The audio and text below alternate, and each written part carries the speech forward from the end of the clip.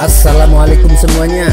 Semoga kalian semua dalam keadaan sehat dan dilancarkan rezekinya. Amin ya robbal alamin. Al-Hajjaj bin Yusuf adalah sosok unik dalam sejarah Islam. Ia mewakili dua karakter yang sangat berlawanan. Kebaikan dan kejahatan menjadi satu dalam dirinya. Al-Hajjaj bin Yusuf sendiri merupakan gubernur Irak yang sering digambarkan pemimpin yang kejam. Namun ia juga dikenal seorang yang cerdas, hafal Al-Quran sejak kecil dan ahli bahasa.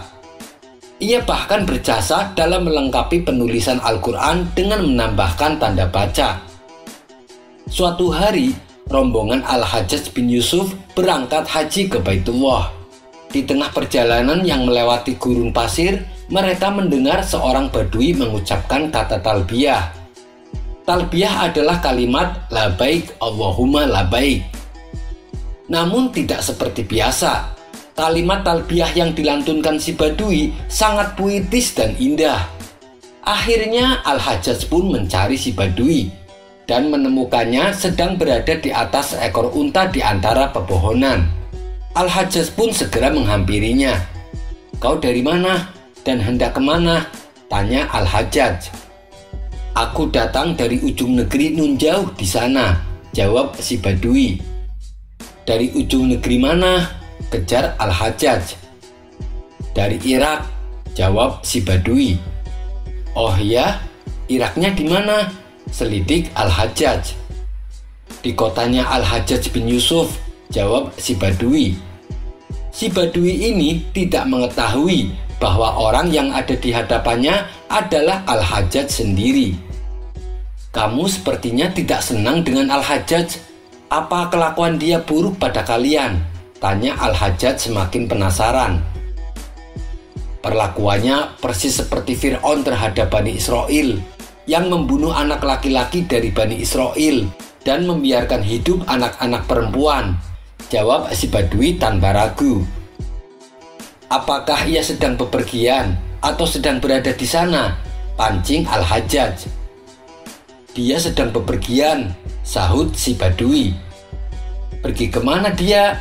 tanya Al-Hajjaj. "Berangkat haji. Semoga Allah tidak menerima hajinya," ujar si badui. "Lalu selama dia menunaikan ibadah haji, apakah ia memasrahkan kekuasaannya kepada seseorang di sana?" tanya Al-Hajjaj. "Ya, dia menitipkan kepada saudaranya, namanya Muhammad," jawab si badui. "Terus bagaimana perlakuan Muhammad kepada kalian?" tanya Al-Hajjaj.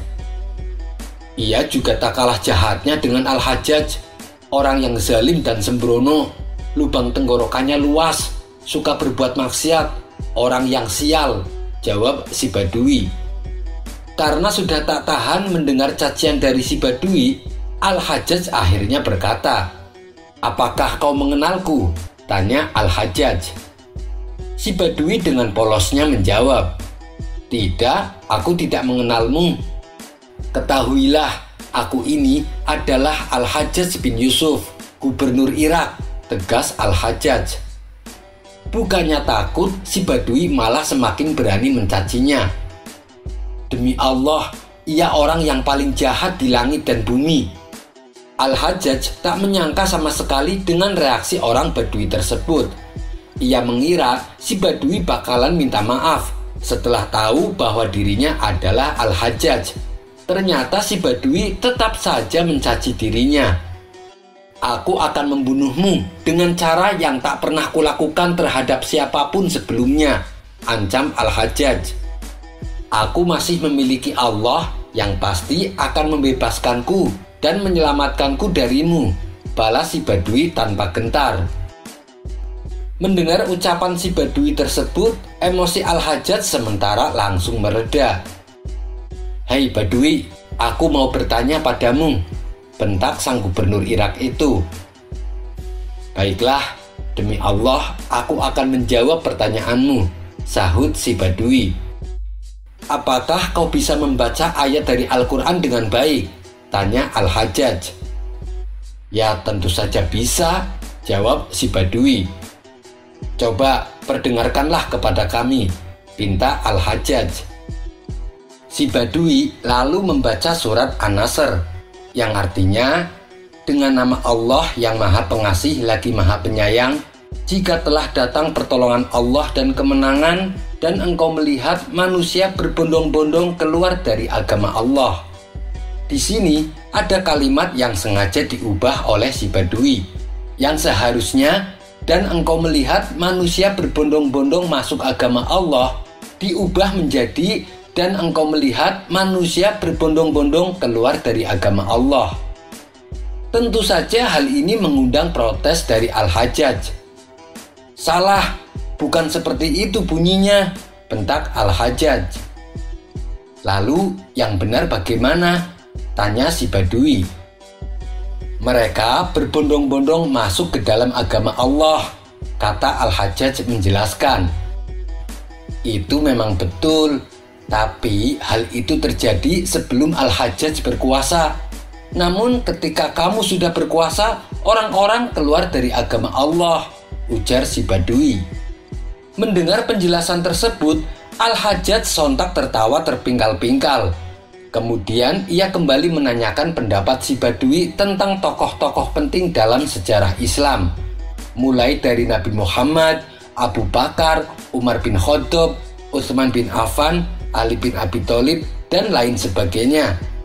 Si Badui menjawab semua pertanyaan tentang tokoh-tokoh tanpa nuansa kebencian, sebagaimana yang diajarkan oleh pemerintahan saat itu. Kemudian Al-Hajjaj melanjutkan bertanya kepadanya, "Apa pendapatmu tentang Yazid bin Muawiyah?" Si Badui menjawab, "Menurutku, barang siapa yang lebih dariku, tentu ia lebih buruk darimu." Jawaban si Badui membuat Al-Hajjaj merasa penasaran. "Siapakah orang yang lebih baik darimu dan lebih jelek dariku?" tanya Al-Hajjaj. "Nabi Musa lebih baik dariku, sedangkan Fir'aun lebih jelek darimu," jawab si Badui. "Terus apa yang dikatakan Fir'aun kepada Musa?" tanya Al-Hajjaj. Ia penasaran seberapa dalam pengetahuan si Badui tentang Al-Quran. Si Badui lalu mengutip kitab Al-Quran surat Toha ayat 51-52. Dia, Fir'aun, berkata, "Jadi bagaimana keadaan umat-umat terdahulu?" Musa menjawab, "Pengetahuan tentang hal itu ada pada Tuhanku di dalam sebuah kitab Laul Mahfuz." Al-Hajjaj mulai tertarik dengan kepintaran si Badui. Ia pun kembali bertanya, "Apa pendapatmu tentang Abdul Malik bin Marwan?"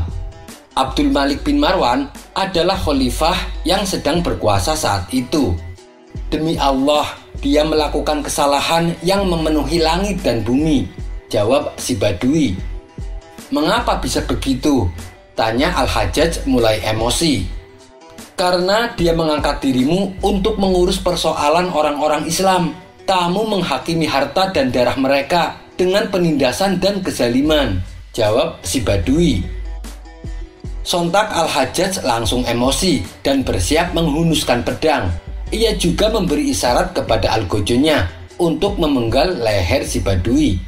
Lantas si Badui menggerakkan kedua bibirnya seperti sedang membaca sesuatu. Dan tiba-tiba pedang yang dipegang oleh Al-Hajjaj terjatuh. Sang algojo yang sudah siap memenggal leher si Badui juga jatuh tersungkur. Akhirnya Al-Hajjaj membiarkan si Badui itu pergi berlalu. Sebelum si Badui pergi, Al-Hajjaj kembali bertanya, "Atas nama Tuhan yang kau sembah, sudikah kau memberitahuku doa apa yang kau baca tadi?" Si Badui membalas, "Itu adalah doa yang jika aku ajarkan padamu, niscaya Allah akan mengampunimu." Doanya adalah sebagai berikut, "Ya Allah, pemilik alam semesta, pembebas kaum tertindas yang menghancurkan pasukan-pasukan musuh, menggerakkan awan, menurunkan wahyu, memberi rizki tak terduga kepada siapapun yang ia kehendaki, Maharaja di Raja, Maha penerima taubat, yang mengembalikan Musa kepada ibunya dan mengembalikan Yusuf kepada ibunya. aku memohon padamu untuk menurunkan rizki untukku. Lindungilah diriku dari kejahatan orang ini. Sesungguhnya Engkau Maha Kuasa atas segala sesuatu." Setelah memberitahu doa yang diucapkan, kemudian si Badui pergi meninggalkan Al-Hajjaj dan rombongannya. Kisah selanjutnya. Di suatu pagi yang cerah, Abu Nawas duduk santai di depan rumahnya. Kemudian sang istri menghampiri dengan membawakan secangkir teh hangat. "Wahai suamiku, sepertinya ada yang sedang kau pikirkan," kata sang istri membuka percakapan. Abu Nawas yang sedari tadi melamun segera menyahut ucapan istrinya. "Iya nih, aku ingin berkurban di hari raya Idul Adha, tapi uangku cuma sedikit," balas Abu Nawas. "Idul Adha kan masih setengah tahun lagi. Beli saja anak domba, tentu harganya lebih murah. Nanti kalau pas Idul Adha, anak domba tersebut pasti sudah besar," ujar sang istri menyarankan. "Benar juga katamu," timpal Abu Nawas. "Baiklah, aku akan ke pasar hewan sekarang juga," sambungnya. Sesampainya di pasar hewan, Abu Nawas terlihat sibuk berkeliling mencari anak domba yang harganya sesuai dengan isi kantongnya. "Waduh, susah tuan kalau cari anak domba dengan uang segitu. Kalau tuan mau, aku ada, tapi anak dombanya kurus," kata si pedagang. "Mana? Coba aku lihat," pinta Abu Nawas. Si pedagang lalu memperlihatkan anak domba kurus miliknya. "Kurus sekali dan tubuhnya juga kecil dibanding anak domba pada umumnya," pikir Abu Nawas. "Bagaimana? Apakah tuan berkenan?" tanya si pedagang.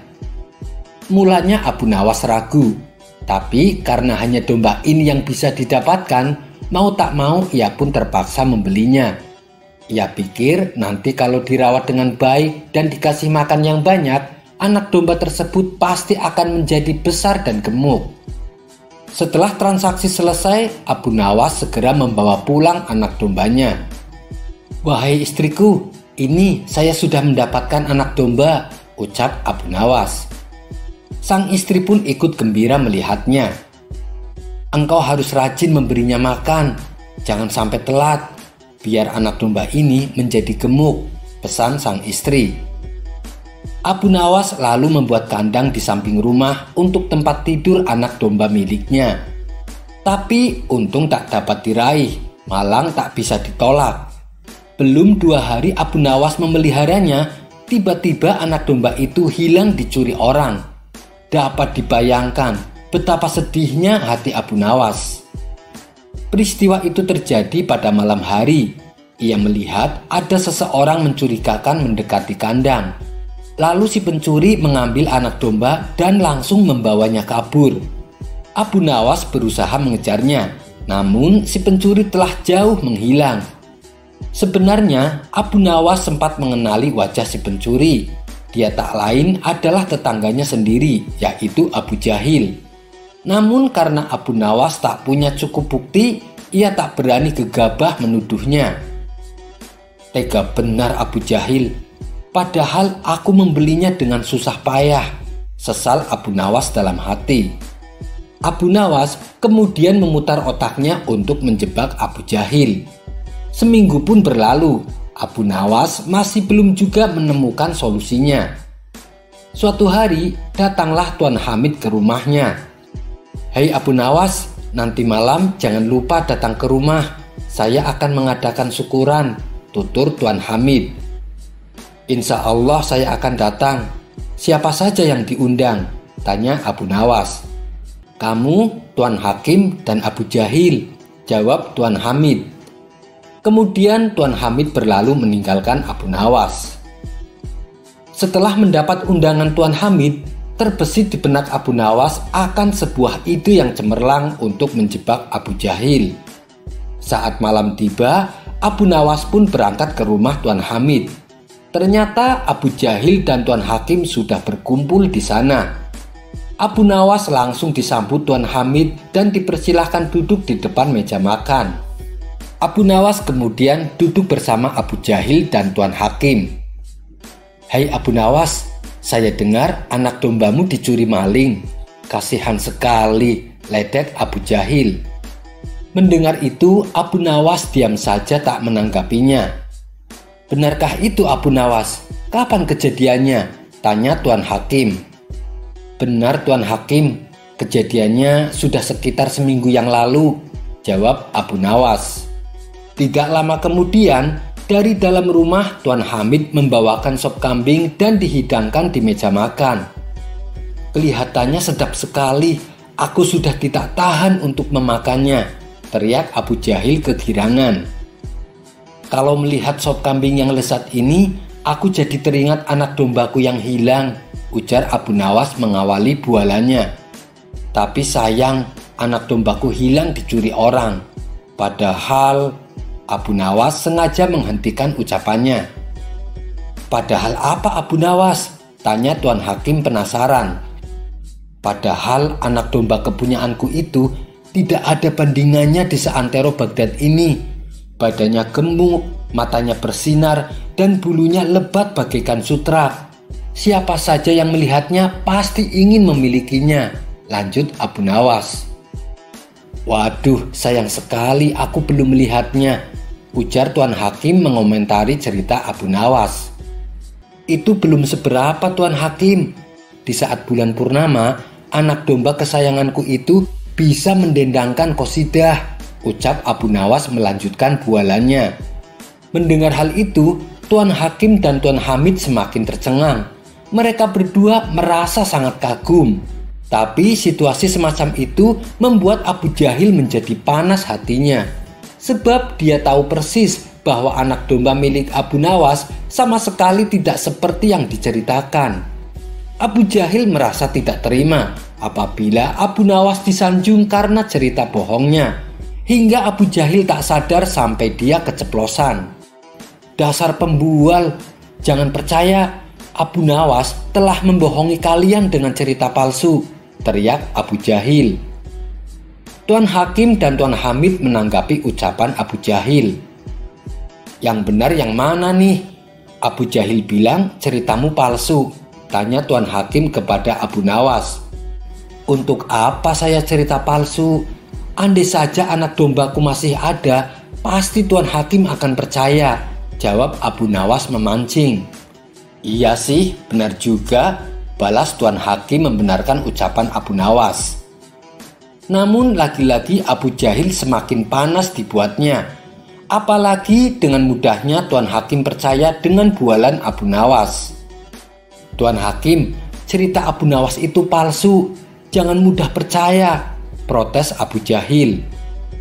"Apa buktinya kalau cerita Abu Nawas itu palsu?" tanya Tuan Hakim. "Sebab anak dombanya ada padaku Tuan Hakim," jawab Abu Jahil.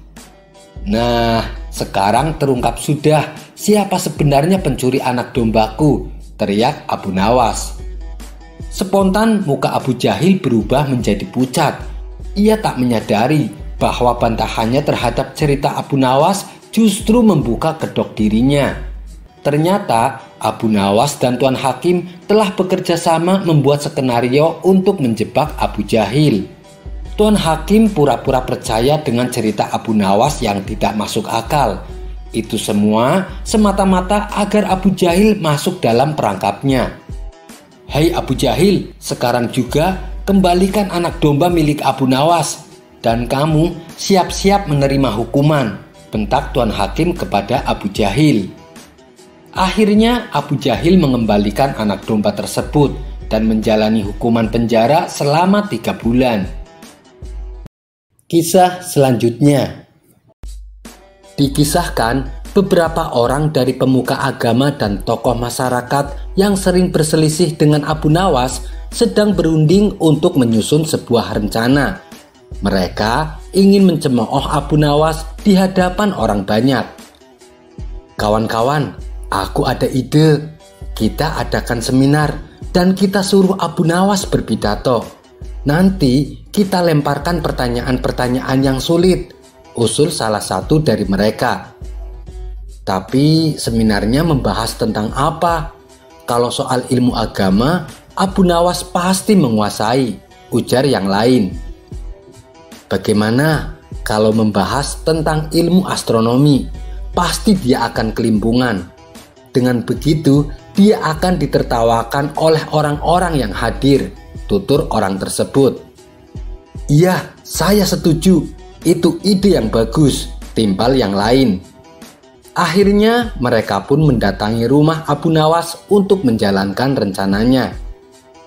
Begini Abu Nawas, kedatangan kami ke sini untuk memintamu berpidato di dalam seminar. Apakah kau bersedia? Kamu kan terkenal orang pandai Abu Nawas.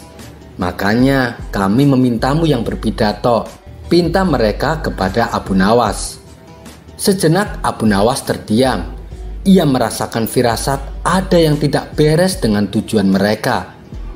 Tapi kalau ia menolak, pasti mereka akan sesumbar sama orang-orang bahwa Abu Nawas adalah pengecut. Baiklah, aku bersedia. Kapan acara seminarnya diadakan? Tanya Abu Nawas. Besok siang Abu Nawas, jangan sampai tidak datang ya, balas mereka. Hari yang ditentukan pun tiba. Orang-orang ramai berkumpul untuk mendengarkan pidato Abu Nawas. Ketika Abu Nawas datang, ia langsung dipersilahkan naik ke atas mimbar. Ini saatnya kita mempermalukan Abu Nawas. Kita akan melemparkan beberapa pertanyaan yang sulit, ujar salah satu dari mereka. Setelah Abu Nawas berdiri di atas mimbar, ia pun memulai pidatonya. Para hadirin, apakah kalian tahu apa yang akan saya katakan? Tanya Abu Nawas. Tentu saja kami tidak tahu, jawab mereka serempak. Kalau kalian tidak mengetahuinya, maka tidak ada manfaatnya dari perkataanku. Abu Nawas pun lalu turun dari mimbar. Para pemuka agama dan tokoh masyarakat yang sejatinya akan mengerjainya menjadi marah dengan ulah Abu Nawas. Mereka lalu mendatangi Abu Nawas dan mempertanyakan sikapnya itu. Kenapa kau bersikap seperti itu Abu Nawas? Tanya mereka. Kalian kan mengaku pintar, namun kalian tidak tahu apa yang akan aku katakan. Lalu apa gunanya aku berpidato? Ucap Abu Nawas. Kemudian Abu Nawas meninggalkan acara seminar tersebut. Hari berikutnya mereka kembali menemui Abu Nawas. Mereka berpura-pura meminta maaf dan meminta Abu Nawas untuk kembali berpidato. Abu Nawas pun menyetujuinya. Hari berikutnya acara seminar pun diadakan kembali. Setelah Abu Nawas naik ke atas mimbar, ia memulai berpidato. Para hadirin, apakah kalian tahu apa yang akan saya katakan? Tanya Abu Nawas. Iya, kami tahu, jawab mereka serempak. Kalau kalian sudah mengetahui apa yang akan aku katakan, lalu apa gunanya aku berpidato? Cuman buang-buang waktu saja, ujar Abu Nawas. Ia pun lantas turun dari mimbar dan berjalan pulang. Para hadirin kembali dibuatnya bingung dengan kejadian tersebut. Susah sekali mempermalukan Abu Nawas. Ada saja cara dia menghindar, keluh mereka. Tiba-tiba salah satu dari mereka ada yang berkata, saya punya ide yang bagus. Begini kawan-kawan, kalau Abu Nawas bertanya, apakah kalian tahu apa yang akan saya katakan? Kita bagi dua kelompok. Kelompok pertama menjawab, kami tidak tahu. Kelompok yang kedua menjawab, iya kami tahu. Pasti Abu Nawas akan kelimpungan. Usulan tersebut disambut baik oleh mereka. Itu ide yang sangat bagus, saya sangat setuju, sahut mereka. Lalu mereka kembali mendatangi Abu Nawas untuk memintanya berpidato. Baiklah, tapi ini yang terakhir. Kalian sudah mengundangku 3 kali, ucap Abu Nawas. Di hari berikutnya, para hadirin telah menunggu Abu Nawas. Ini adalah kesempatan terakhir mereka untuk mencemooh Abu Nawas. Setelah Abu Nawas datang, ia langsung naik ke atas mimbar dan berpidato. Para hadirin, apakah kalian mengetahui apa yang akan saya katakan? Mereka semua sudah siap untuk pertanyaan ini sesuai rencana. Sebagian kelompok menjawab, "Iya, kami tahu." Dan sebagian menjawab, "Kami tidak tahu." Mereka mengira telah berhasil menjatuhkan Abu Nawas. Ternyata jawaban tersebut tidak membuat Abu Nawas jadi kelimpungan. Ia bahkan malah tertawa. "Baiklah kalau begitu. Kalian yang sudah mengetahui apa yang akan saya katakan agar memberitahu kepada yang belum tahu," ucap Abu Nawas. Ia pun kemudian langsung turun dari mimbar dan berjalan pulang dengan tenang. Mereka yang berencana mempermalukan Abu Nawas dibuat terheran-heran dengan kecerdikannya. Para tokoh masyarakat dan pemuka agama yang sering berselisih dengan Abu Nawas kemudian memutuskan untuk menemuinya kembali. "Abu Nawas, kita kan sama-sama tahu terkadang kita berselisih pendapat dengan kamu. Namun dengan aksimu hari ini, kami sepakat bahwa kamu adalah orang yang memiliki segudang kecerdikan. Tapi kami semua penasaran, Abu Nawas. Sebenarnya apa sih yang akan kau katakan?" tanya mereka. Abu Nawas pun tertawa dan berkata, "Yang ingin aku katakan kalian semua sudah tahu, yaitu kalian semua bermaksud mencemoohku. Betul kan? Makanya aku melemparkan pertanyaan tersebut berulang kali. Dari awal pertama kalian datang, aku sudah punya firasat kalau kalian punya rencana tidak baik. Jelas-jelas aku sering berselisih dengan kalian. Tapi kalian tiba-tiba memintaku berpidato di hadapan kalian. Belum lagi tema yang diminta kalian adalah astronomi. Ini sudah tidak masuk akal. Pasti kalian ada maksud untuk mempermalukan aku di hadapan orang-orang." Dengar ya kawan-kawan, berselisih pendapat itu hal yang wajar. Jangan sampai dijadikan permusuhan, kata Abu Nawas menasehati. Mendengar penuturan Abu Nawas, mereka kaget dan tak menyangka bila Abu Nawas bisa menebak rencananya. Mereka pun menyadari akan kesalahan yang diperbuat dan meminta maaf kepada Abu Nawas. Sekian dulu perjumpaan kita kali ini. Sampai bertemu lagi di kisah selanjutnya. Terima kasih yang sudah subscribe dan setia menonton channel ini. Wassalamualaikum warahmatullahi wabarakatuh.